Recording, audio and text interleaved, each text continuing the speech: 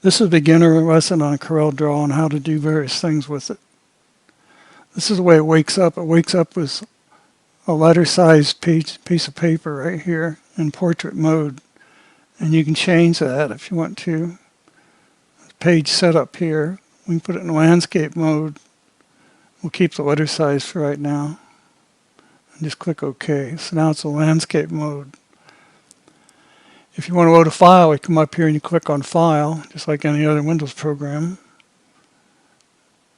And we can open a file, or it remembers last things you've saved. So I could open this file if I wanted to, just by clicking here. Notice it's a complex file. And we can close the file also right here. But we'll start with this basic page here, which is a fresh drawing. So first thing you want to do is save it, because if you don't do this, a few minutes later you get all wrapped up what you're doing, and you'll either not save it or you'll forget where you want to put it, and it's best to do it right now. So we do a save as like any Windows program.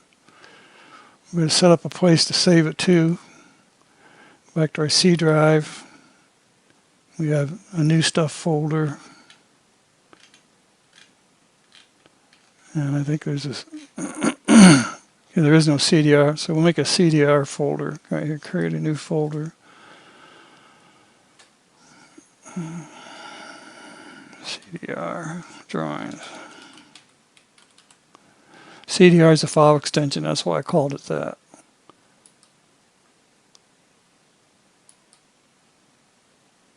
So now I need to give it a name. Let's say test1. Save it as CDR file. We can save that. So right now our file is saved up. Here's the file name. You can tell at a glance what it is. So the first thing we'll do is we'll add a couple boxes. You notice we have different shapes over here in our tool column. This shape right here is a line drawing. It allows you to draw lines. If you click and then just move it over, and then when you click again, that terminates that line. And you click again to continue on, click again, and you can end up closing that triangle. So that's how you draw with the freehand tool. Now, the true freehand is you click and then you screw that up. Once you do something, you have to finish doing it before you can delete it. Delete key will delete whatever's selected. So you can just hold down the left key and move this line along. You can draw a line wherever you want it. And now that, notice those 8 boxes, they contain that item you just drew. So when you select something, it puts these 8 boxes around it. With these 8 boxes, you can stretch vertical, you can stretch horizontal, or you can stretch diagonal, which makes it proportional. And if you don't want it, you just delete it. Hit the delete key. So I'm going to select this triangle we just drew and delete it. Next tool we have here is a magnifying. Well, let's do the rectangular tool. We click on that, and we can draw rectangles. Notice that it can be a rectangle. If you want a perfect square, you have to hold the control key while you left click and drag, and that will be a perfect square. Same with circles here. They show it as an oval. You can draw ovals freehand, or you can left click with the control key held down and draw a perfect circle. If you want to add text, you come over here to the alphanumerics. And notice up here it says that's the text type and the font size, and then do your bolds and centering, all the stuff you can do to normal text. It's all done when you select this text tool. This is really a lousy print. I never use it. What I'm going to do without any text selected, I'm going to change it to Arial. And notice that it tells you here that I want to change all paragraph text and all this text. By not doing that, it's going to make that the default text now for this drawing. And you can also do the font size. Let's make it 18. Once again, that would be the default paragraph text and artistic text if we do that with nothing selected. Now if we draw a piece of text, we've got our text tool selected, we click anywhere we want it, we can click and make a box, and that text will be forced to stay within that box. Notice it stays within the box. And then once you're done with that, we can select that text box and we can reshape it. We can make it wider, longer, whatever. So you can modify the text box, which modifies the text. Now when you actually deselect it, then all you see is the text. The other way to add text is click on the text tool. Just click someplace and start typing. Now's the time. Okay, and then when you're done, you just select something else. So we select what we've typed, and we can just click off of it. If you want to edit this thing, the selection tool is the top arrow up here. Notice it says pick tool. That means select tool. So I'm going to select this text right here. And up here across the top, we'll have a text drop down, and we can edit that text. So now we can edit it with like you would edit in Word or something. When you're done, you just say OK. You can also modify the text font or the text size or the boldness. Now the tricky part here is it only modifies what's highlighted. So if I say bold all this, you think it's bolded, when you come back it's not. That's because it wasn't highlighted. So the text modifications, if I can click on the right button, the text modifications only affect things that are highlighted. So now you see those are in fact bolded right there. Not real clear, but those are bigger than these D's. It's fatter. So remember, if you want to modify text, it has to be selected first. You have to edit text, and then you have to select whatever you want to modify.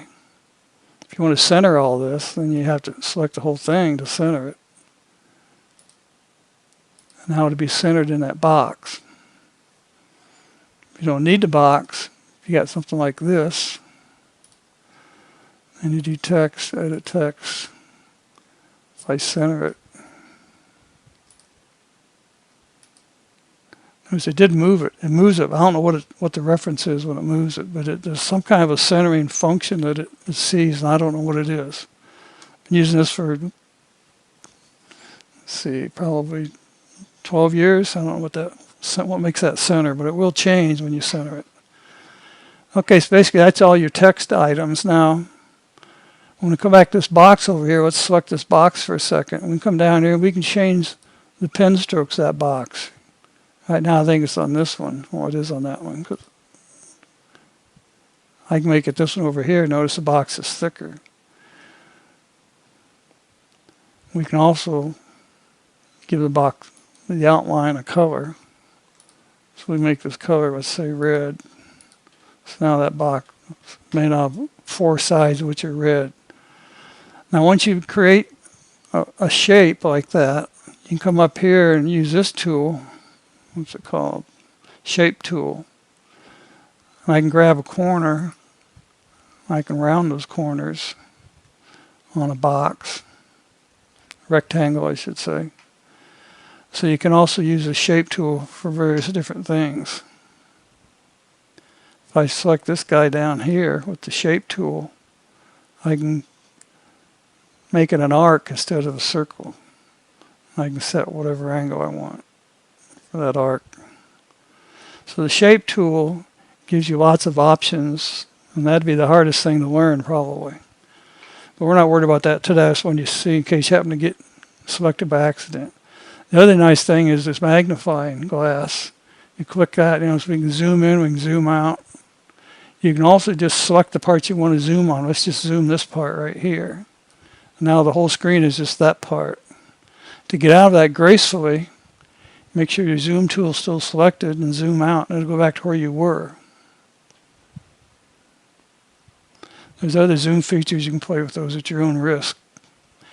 So that's basically how you zoom into something if you want to do some fine alignment. Like say I want to, let's do some alignment stuff. Let's make this square down here. Use the selection tool. Make this square, the line easier so it's C. That's a little thicker line. It's easier to see now. I want to align this rectangle exactly centered left to right on this box. So that's not so difficult. The last thing you select is always a reference. So that's the first thing I selected. You hold the Shift key, select the second thing. So now there's two things selected. We can go up here under Arrange, Transform. Under Align and Distribute. We can align those two things centered, and that will center them. We can align them to the page over here. We're going to align them centered right now, left to right centered. So notice they're perfectly aligned, centered on each other on the vertical dividing line. You can also do other things with them, with our Arrange. We could maybe transform where we want to rotate it. And that brings up a little rotate window here. And the angle right now is 0 degrees. Let's put in 5. So now they're both selected right now, so we don't want to have them both selected. So we'll select away from that. We'll select just this one. We're going to rotate him 5 degrees. Notice, assume is plus. Plus rotates counterclockwise, just like in mathematics. If you want it to go the other way, put a minus in front of it. And it comes back the other direction. So the fine line is hard to see for objects when we first draw them. I prefer to use this as the finest line, what it is. It's much easier to see this during our lesson, so I'll go ahead and make both of these thicker lines. There's another line tool. If you notice, right here we got a little drop down over here. And we set the thickness of the line. The line can have, let's draw a line first of all. So we'll take our drawing tool and we'll draw a line right there. Now if we put arrows on the end of this line, like this is the end of the line gets an arrow.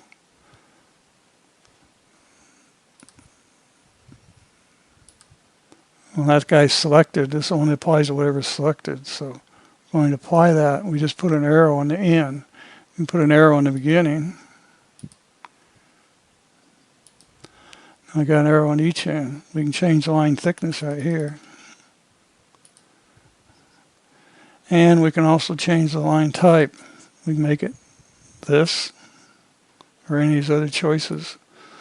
Now we have a line like that. So there's lots, these are the line options. Also change the line color. Now you would use this drop-down box when you want to make changes to a lot of different lines. You just select the line, boom, it's done all those changes to it for you.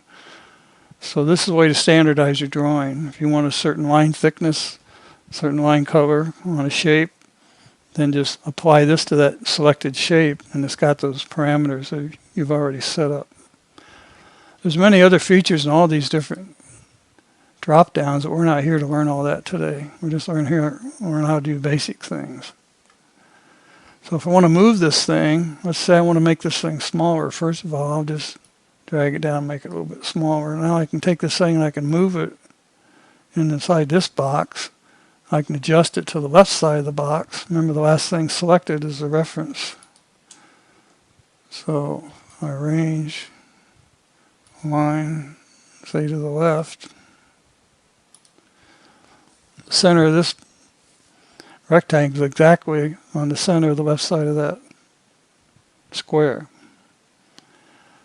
So this is how you do things with this program. You can write text and move it around. Once you write it, you can put it any place you want to. Put it up in this. Okay, if you have a closed shape, you can cover that closed shape. You can use a fill cover. That's what the bucket means, the paint bucket, fill it. So I select this shape here. I'm going to fill it with a color. I'm going to say pink. Okay, notice that I can't see my rectangle behind this square. Well, what we can do, we can change that. The square right now is selected. I go up here and arrange. And I change the order. So I'll move the square to the back, and now you can see the rectangle that was underneath it. Now the square is underneath the rectangle. So you can change these orders any way you want to. Let's say you want to keep these two pieces together. You might have some text in here you want to keep connected. Right now, I only have the rectangle selected. If I select, the square, if I select the rectangle, notice down there it says two objects are selected now here at the bottom. That's how you know you got two things selected. I can now go up here and arrange. I can group those two things. And now anytime I select either one of them, they both move together. Later on, if you don't want them to move together, you can go up here and you can ungroup. Notice there's choices here. Group, ungroup, or ungroup all. Ungroup all will ungroup everything on the whole page. Whatever you have on the page that was grouped, it'll ungroup it.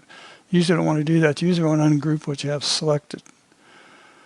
So that's how the grouping works and how the coloring works.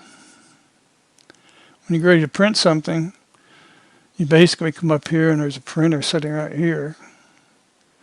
It says that my printer is set up for,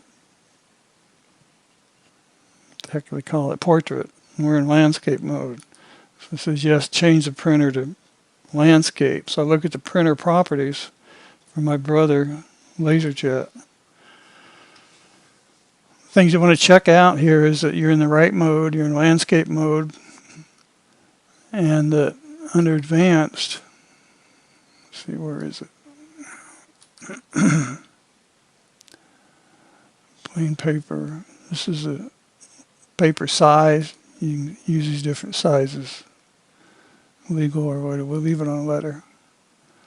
At any rate, now we selected that stuff. Now we can either just print the current page, usually what you want to do.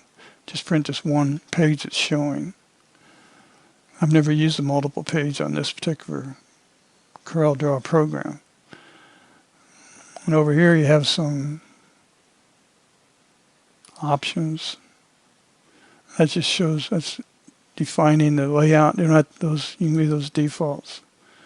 And print preview, you can see what it's going to look like when it prints. Now the dotted line is where the printer can print. Most printers can print within a quarter of an inch of the edge of the paper. So it's showing you what you actually get on the paper. And then we can go up here and we can click print and it'll actually print that. I just sent that to my printer. Didn't want to, but I did.